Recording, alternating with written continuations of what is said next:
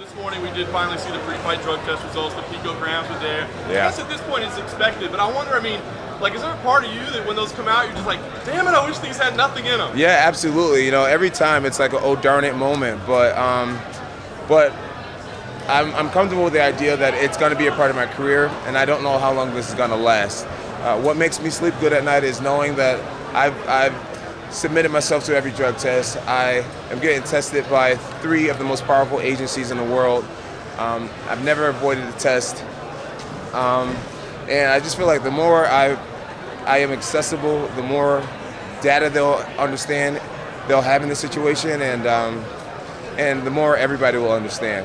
You know, I'm figuring out that, you know, there's baseball players in Major League Baseball that has the same exact supplement inside of them that are posting as well. I just found out there's another UFC fighter that has the same exact situation, and between Major League Baseball and the UFC, I think they're coming to the conclusion that these drug testing agencies are too powerful, and they're detecting things that don't help athletes at all, and therefore they're allowing athletes to continue to compete. So I know that I'm almost the leader in this whole development, and I'm comfortable in this space.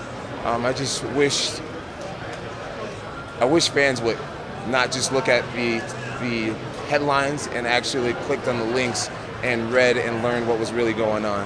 But I've set myself free from any level of embarrassment. I have no shame. I've said many times that I've never knowingly done anything to do any type of sports enhancing, drugs or whatnot. So now I'm just here getting back to what's most important, and that's my 13th world title, making the fans happy, and trying to defeat a really promising young fighter. Anthony was up here a few minutes ago. He said something very interesting. He said that he felt like Cormier and Gustafsson were kind of distracted by the picogram stuff and all that stuff, and it kind of hurt them in the fight, and he's not focusing on that. What do you think about him saying that? I think that they were focused on the picogram situation a lot, but I also think that these guys are world-class athletes, and no matter what you talked about leading up to the fight, I'm sure they're training with their whole hearts, and I'm sure their coaches made sure they were locked in. I mean, Cormier is an Olympic-level athlete, and I just won't allow someone to blame what the pre-fight storyline was on a defeat. Yeah, I just found out about the picograms.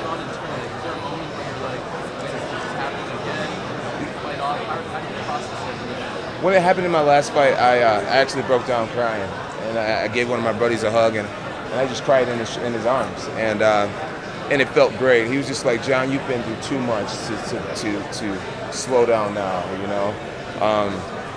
When I found out the last event was canceled and being switched over, I broke down crying, man. It really hurt, and I'm at a place now where I've been hurt so many times, and so many things have happened. I've caused a lot of my own pain, and there's been a lot of pain inflicted that wasn't in my control, and I just feel like I'm just so comfortable with this scenario now. I'm not going to allow anything to hurt me anymore.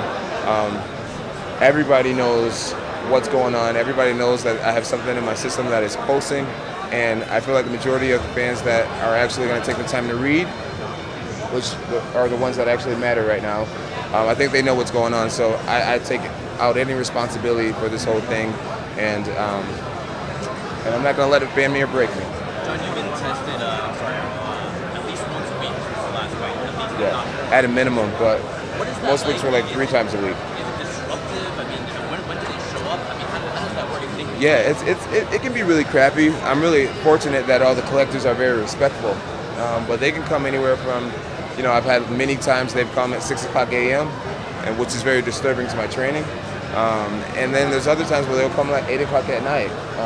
There's been times where I'm having team dinners or dinner with my family, and they'll call me and say, hey, John, where are you? And I'm over here at Applebee's or whatever, and they'll literally come and sit at the table next to me, which is, it can be very embarrassing, but they're just doing their job. They're just sample collectors, and I got to do my job by following the rules. You go to the bathroom at Applebee's and take a sample? I swear that has happened. Not Applebee's specifically, but yes, this has happened.